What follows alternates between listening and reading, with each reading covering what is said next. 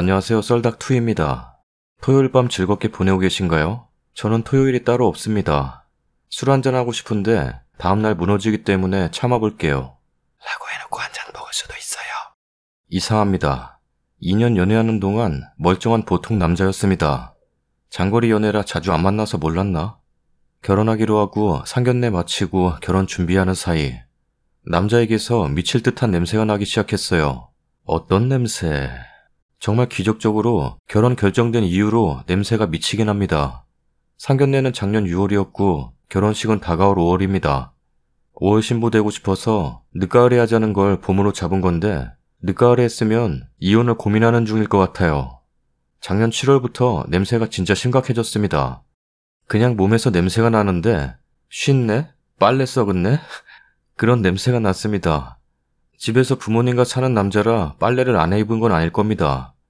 빨래를 잘 못해서 나는 옷냄새인가 싶어서 만나자마자 옷냄새 소매 같은데 몸에서 좀 떨어져 있는 부분 냄새 맡아보기도 했는데 옷은 섬유유연제 냄새 향긋하게 났어요. 물론 옷도 집에서 나온 지 한두 시간이면 몸이랑 똑같이 썩은 내 납니다. 썩은 내가 겨드랑이에서 나는 건지 목덜미에서 나는 건지 몸통 전체에서 나는 것 같습니다. 입냄새도 심각합니다. 입에선 그냥 하수구 냄새가 나요. 제가 환경공학 전공자라 폐수 처리장을 몇 번 가봤는데 거기서 나던 냄새가 납니다. 진짜 썩은 냄새. 흡연자고 연애 초기엔 하루에도 몇 번씩 양치하던 남자라 입에서 박하향 났습니다. 갑자기 너무 냄새가 심각해서 어디가 아픈 건가 싶어서 건강검진도 받게 해봤습니다. 결혼 전 건강검진 명목으로요. 아픈 것도 아닙니다.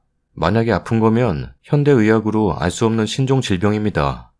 다시 한번 말하지만 진짜 연애 2년 동안은 보통 남자였습니다. 액취증이 이렇게 어느 날 갑자기 생기기도 하나요?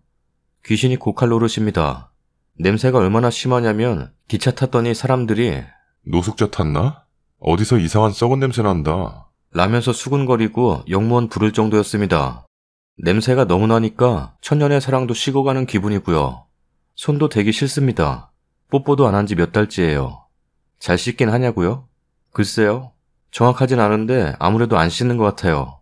안 씻기 시작해서 그런 것 같아요.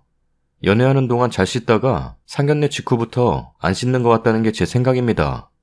타고난 체취가 강한 사람인 것도 있는 것 같고요. 꼼꼼히 안 씻는 성격인 건 팩트입니다. 타고난 성격이 좀 게으르고 멋내고 씻고 청소하고 이런 거랑 담싸운 성격입니다. 옷은 매일 갈아입고 하는데 빨래는 남자네 어머니가 하시니까요. 근데 샤워는 매일 안 하는 것 같아요. 그렇지 않고서야 집에서 나오자마자 몸에서 썩은 내가 날 이유가 없어요. 진짜 집에서 나오고 1시간이면 옷까지 썩은 내가 스며들어요. 만약 매일 씻는 거라면 씻은 직후에도 몸에서 썩은 내가 난다는 거겠죠. 액취증도 씻은 직후는 냄새가 심하게 나진 않을 것 같은데 모르겠네요. 물론 본인은 매일 샤워한다고 주장합니다. 주장하겠지. 하지만 냄새는 절대 매일 씻는 사람 냄새가 아니에요. 같이 엘리베이터 타면 숨 참아야 할 정도예요. 같이 차 타면 창문 엽니다. 겨울엔 좀 덜하긴 한데 겨울에도 냄새가 안 나진 않아요. 글 쓰면서 마음 더 굳혔어요. 저 파혼할 거예요. 위약금 그냥 제가 물고 파혼해야겠죠?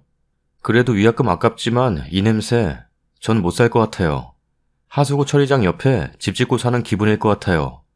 제가 너무한가요? 너무 인정머리 없나요? 그런 거라면 양심의 가책을 느끼며 파혼하겠습니다. 파혼하지 말라곤 하지 말아주세요. 냄새 때문에 파혼하는 게 제가 못된 거라면 욕해주세요. 그럼 욕먹고 반성도 하겠습니다. 하지만 파혼은 할 거예요. 평생 남편이랑 같이 엘리베이터 타면 숨 참으며 살긴 싫습니다. 글 쓰는 이유는 파혼을 하더라도 이유가 너무 궁금해서 그럽니다. 갑자기 이렇게 냄새나는 사람 보신 분 있으신가요? 액취증이 이렇게 갑작스럽게 생길 수도 있나요? 댓글입니다. 그동안은 철저하게 조심했겠죠. 디오드란트도 열심히 쓰고 샤워도 매일 하고 이도 하루에 몇 번씩 닦고 뭐 다 잡은 고기다. 결혼할 건데 설마 냄새 난다고 파혼하겠냐? 했는데 님이 허를 찔러서 파혼하네요. 꽃이다. 죽을 힘을 다해서 관리하면 서로 좋을 걸 저렇게 본성을 드러내다니. 파혼해요. 더럽고 게으른 사람 나중에 애 생기면 좋은 모본도 안 돼요. 파혼해요. 안에 열차에 탄 사람들이 노숙자 탔냐고 물을 정도면 얼마나 냄새가 난다는 거지? 조상신이 도왔네요. 무조건 도망가세요. 글쓰님 약혼자 같은 남자들 있습니다. 전 여친들이 도망갔던 이유를 알게 되면 다음 여친 앞에서는 철저하게 연기해서 정상인 척 속이고 결혼하자마자 본 모습 나오는 남자들이요. 절대 못 고칩니다. 무조건 도망가세요. 진심으로 조상신이 도운 겁니다. 판에 보면 많은 기혼 여성분들이 남편이 연애할 때는 안 그랬는데 결혼하고 나서 변했다고 하소연하세요. 근데요, 그거 다 남자들이 결혼하려는 목적으로 철저하게 연기하고 속이면서 결혼하는 거예요. 결혼이라는 목적을 다 이루면 바로 본 모습을 보여주는 겁니다. 절대 결혼해서 바뀐 게 아니에요. 글쓰님은 결혼 전이라 정말 다행인 겁니다. 무조건 도망가세요. 안 씻고 담배 핀 사람 냄새 지독한데 담배 피고 믹스커피 마시면 역한 냄새 나더라고요. 전에 사무실의 남자분 그랬는데 미치는 줄 알았어요. 그분은 혼자 살아서 옷도 세탁 잘 안 해서 옷에서도 냄새가. 같이 있으면 두통이 오더라고요. 충분히 이해돼요. 아무리 잘생기고 멋있더라도 그런 냄새 나는 사람과는 못 살 거예요. 30대 중반 총각인데요. 제가 언젠가부터 몸에서 냄새가 나더군요. 어느 날 갑자기 딱 시작됐고 스스로도 느낄 만큼 심했습니다. 어느 정도냐면 아침에 머리 감고 오후쯤 되면 끈적거리는 느낌이 들면서 두피에서 스멀스멀 냄새가 올라오고요. 목구멍에서도 냄새가 올라오고 코를 풀어도 냄새가 나고 심지어 변 냄새조차 달라졌습니다. 심각하게 어디 아픈 거 하고 병원 투어 시작했습니다. 위, 대장 내시경하고 식도, 후두, 폐, 간, 췌장, 갑상선, 비뇨기 온갖 검진 다 했는데 아직도 딱 부러지게 원인을 못 잡았고요. 결론부터 말하자면 스트레스가 큰 원인인 것 같아요. 당시엔 몰랐는데 그때 큰 스트레스 요인이 있긴 했어요. 나이가 먹어서 호르몬에 문제가 생겨서 밸런스가 깨지면서 그런 것 같다는 답변만 들었습니다. 지금 호르몬 관련 약 등 먹으면서 조절하고 있는데 아주 소소하게는 도움이 되지만 근본적으로 치료는 안 되는 듯 합니다. 며칠 안 먹으면 또 그래요. 저도 원래 흡연자였는데 지금은 담배 딱 끊었고요. 병원에서 운동 필수로 하라고 해서 운동하고 있고 머리는 아침 저녁 2번씩 감고 베개 커버도 매일 갑니다. 제가 예민한 타입이라 전 금방 알아채긴 했는데 남친이 모르는 상태면 주변에선 더 힘들겠네요. 저도 그때 여친이 있었으면 아마 미안해서 헤어졌을 것 같네요. 다음 사연입니다.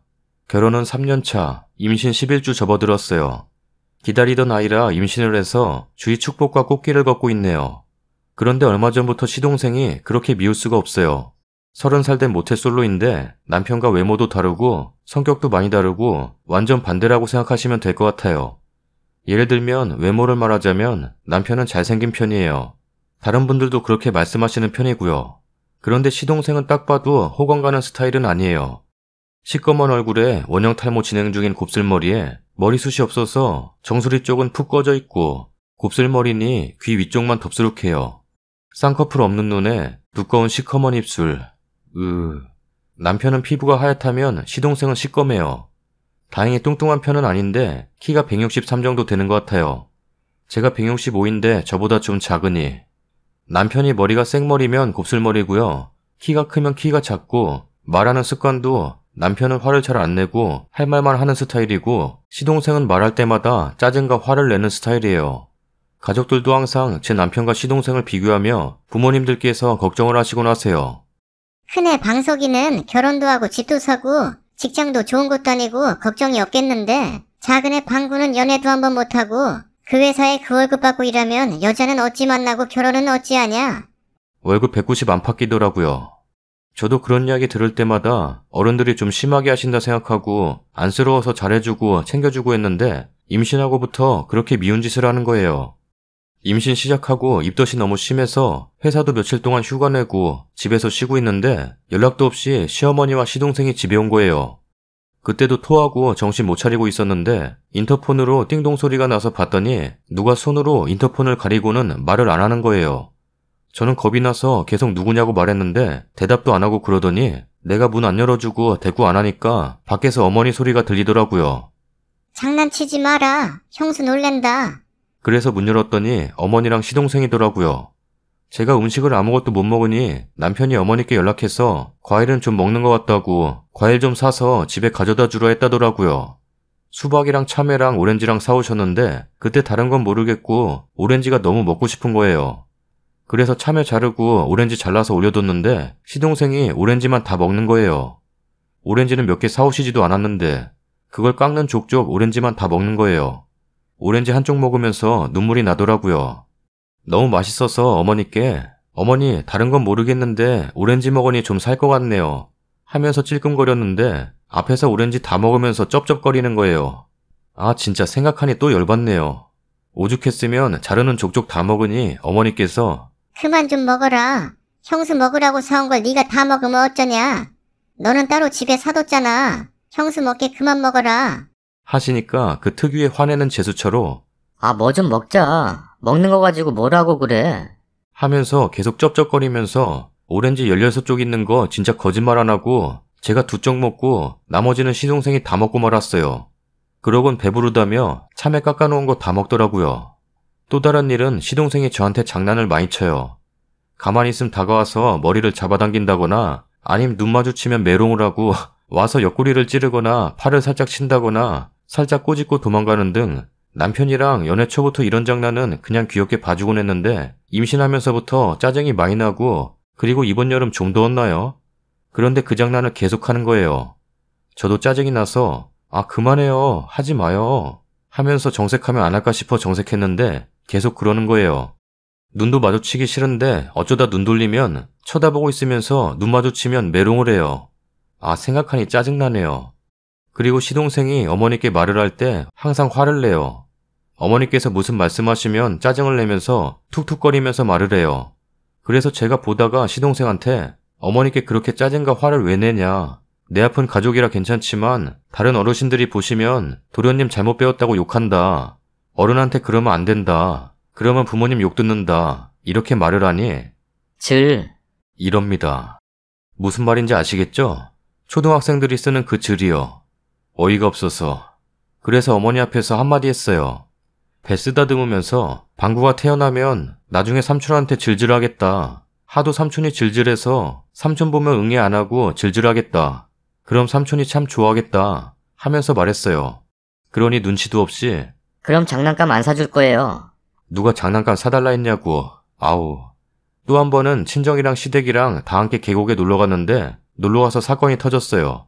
다 재밌게 놀고 나도 좋은 게 좋은 거라고 보는 것도 짜증이 났지만 그래도 같이 놀러 왔고 재밌게 놀자 싶어서 놀았는데 다 놀고 남편이랑 우리 아빠는 무거운 짐들이 많아서 짐 챙기고 옮기고 있는데 도련님은 폼만 만지고 앉아있는 거예요.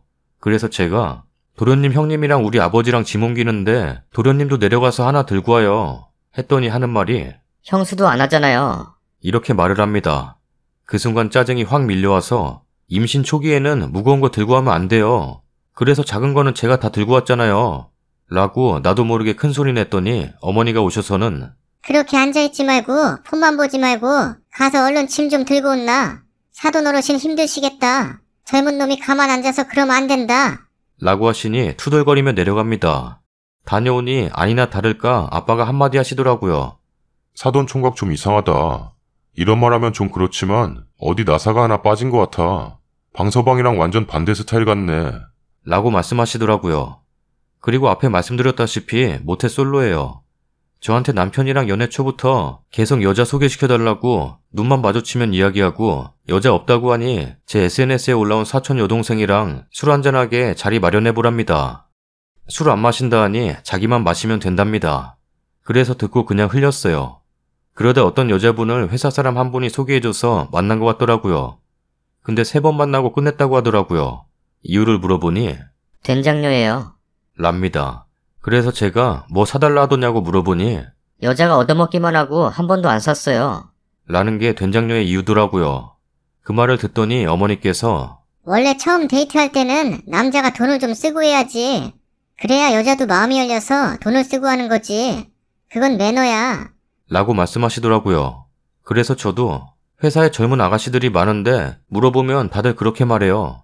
요즘 어떤 여자가 돈 써요. 더군다나 처음에 몇 번 만나는데 진짜 마음에 들지 않고서야 돈 안 써요. 돈 쓰면 바보라고 생각하는 아가씨들이 많아요. 그러니 어머니께서도 그 말이 맞다. 요즘 어느 아가씨들이 자기 돈 쓰면서 남자 만나려 하겠냐? 그러는 아가씨들이 많이 없을 거다. 라고 하니 도련님은 또 이럽니다. 입 한 번만 막아놓으면 소원이 없겠네요.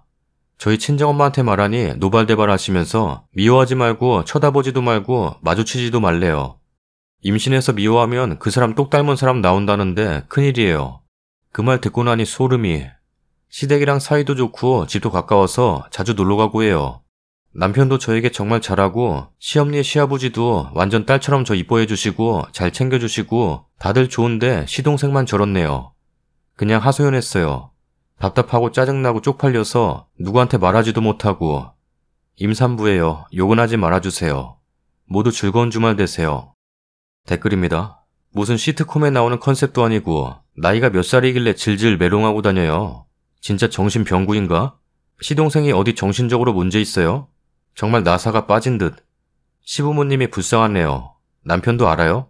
출산 때까지 시댁 자제하세요. 태교에 안 좋아요. 쓰니님, 시동생 너무 미워하지 말아요. 제가 직접 겪은 일인데 아이가 미워하는 사람 닮아요. 아마도 좋든 밉든 가장 생각 많이 하는 사람 닮는 것 같더라고요. 좋은 생각만 해요. 자기 인생 인맥 안에 젊은 여자라고는 형 와이프밖에 없고 대화해본 적도 접해본 적도 없고 그래서 자꾸 장난치고 꼬집는 장난은 재밌나 봐요. 어디 가서 여자랑 그런 장난 쳐보겠어요. 반응을 해주지 말아봐요. 투명인간 취급하세요. 할 말 있으면 형이나 어머니한테만 전달하고 짐 좀 가져와라 뭐라 아예 말을 섞지 말아요. 저런 인간들은 그런 말이든 욕이든 말 섞는 것 자체가 재밌을 겁니다. 관심 끌려고 더 할 수도. 짜증나시겠다. 불행하게 생각하셔야지 어떡해요. 친정엄마 말씀 맞아요. 임신 중 그 사람 미워하면 꼭달문에 나온다고.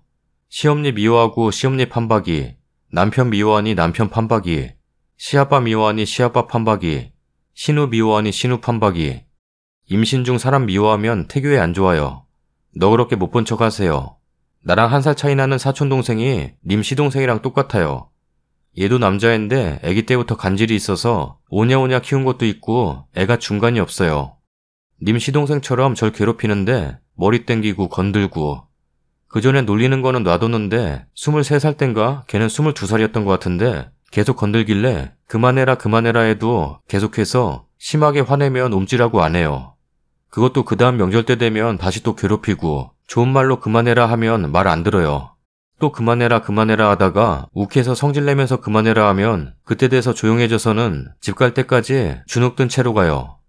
20대 중반엔 고모가 우리 부모님 회사에 일 좀 시켜달라 해서 썼는데 산만한 데다 일도 제대로 안 하고 해서 2주 데리고 있다가 돌려보내고 지금 31살인데 아직도 일 못하고 있어요. 지금 생각하면 정신적으로 조금 문제 있는 것 같아요. 그런 스타일은 정색하고 화내고 내가 네 위에 있다고 느끼게 해줘야 돼요. 썰닭입니다. 첫 번째 사연 2년 동안 안 그러다가 갑자기 저럴 수가 있어요? 제가 볼 때는 진짜 노숙을 했을 겁니다. 체험 삶의 현장 같은 거? 두 번째 사연은 시동생 이사한 거 맞아요. 이사하니까 치과 데려가세요. 구독하기 눌러주세요. 또 그거야? 그러게 뭐 하나 개발해야 되는데. 어허, 구독하기 눌러주세요. 즐거운 주말 되세요. 좋은 꿈 꾸시고요. 사랑합니다. 뿅. 구독하기 눌러주세요.